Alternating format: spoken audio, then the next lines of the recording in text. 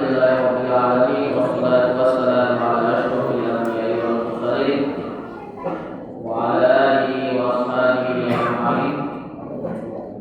Bapak-bapak jamaah salat tarawih yang dirahmati oleh Allah Subhanahu wa taala dan juga ibu-ibu sekalian, kembali kita bertemu pada malam hari ini melanjutkan pembicaraan kita mengenai ayat-ayat Al-Quran dan hikmah-hikmah yang bisa kita petik di dalamnya. Pada kesempatan kali ini kita akan berbicara tentang sebuah surat atau beberapa ayat yang sering kita lalui ketika kita sholat, yang sering kita dengarkan ketika kita berada di dalam jemaah, sering kita bacakan ketika kita sedang sholat sendiri. Ayat-ayat ini adalah ayat-ayat yang awal-awal sekali diturunkan kepada Rasulullah SAW,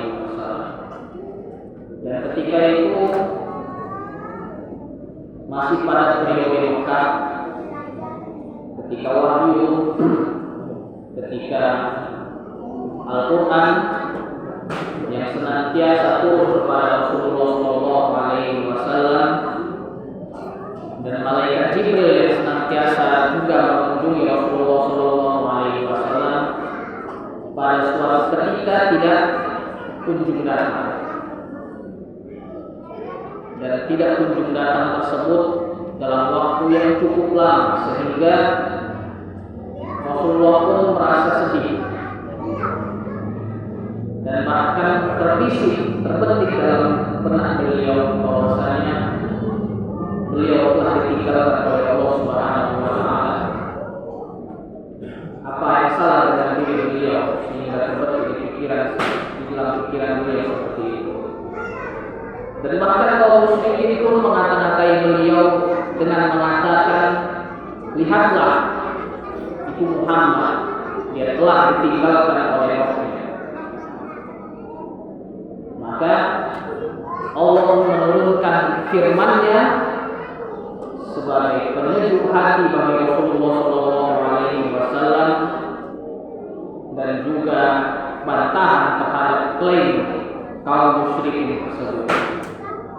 Yang ayatnya adalah Bismillahirrahmanirrahim, wadduha wallaili idza saja ma wadda'aka rabbuka wa ma qala wal akhiratu khairun laka minal ula wa sawfa yu'tika rabbuka fatarda.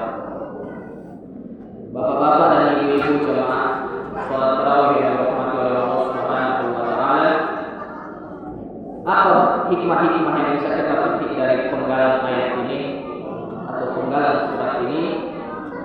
Yang pertama adalah bahwasanya Allah dalam surat ini bersumpah dengan dua hal. Allah bersumpah dengan dua hal. Yang pertama adalah waktu duha. Waktu duha di mana matahari awal-awal sekali menampakkan sinarnya dan menyinari pagi hari kita, yang mengisyaratkan seakan-akan itulah permulaan pancaran sinar wahyu dan risalah Islam. Kemudian Allah bersumpah dengan waktu malam yang apabila telah sunyi, yang seolah mengisyaratkan kegelapan, kesunyian dan terputusnya wahyu dari Allah Subhanahu wa taala.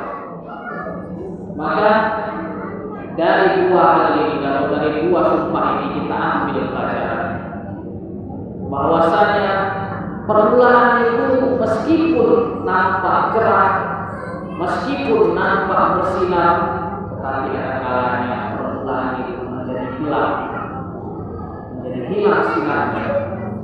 Sebagai ujian dari Allah Subhanahu wa taala, apakah kita betul-betul meyakini bahwasanya sinar itu akan timbul kembali esok harinya, ataukah kita putus asa tetap berada di dalam kegelapan tersebut? Kemudian Menjawab sumpah tersebut Allah berfirman, "Ma wadda'aka rabbuka wa ma qala." Tidaklah Rabbmu meninggalkanmu dan juga tidak benci kepadamu. Sebagai penjelasan mengenai terhentinya turunnya wahyu sementara waktu, dan juga sebagai pelipur lara bagi Rasulullah Shallallahu Alaihi Wasallam.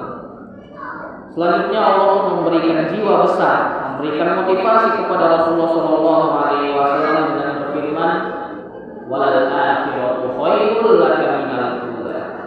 Apa yang menantimu di akhirat kelak lebih baik dari apa yang kamu dapatkan di dunia ini. Maka tidak perlu berkecil hati dan merasa iba ketika permulaan kita buruk, ketika permulaan kita gelap, ketika permulaan kita tidak terlalu bersinar.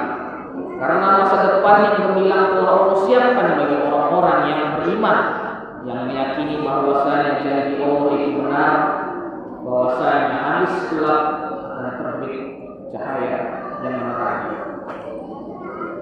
Allah berfirman, "Wala sawfa yu'tika rabbuka fatarda." Pasti Allah akan memberikannya kepadamu, yaitu kemenangan, kejayaan, dan nikmat-nikmatnya. Saya Allah akan memberikan karunia dan nikmat tersebut kepadamu sehingga engkau merasa ridho, akan lupa terhadap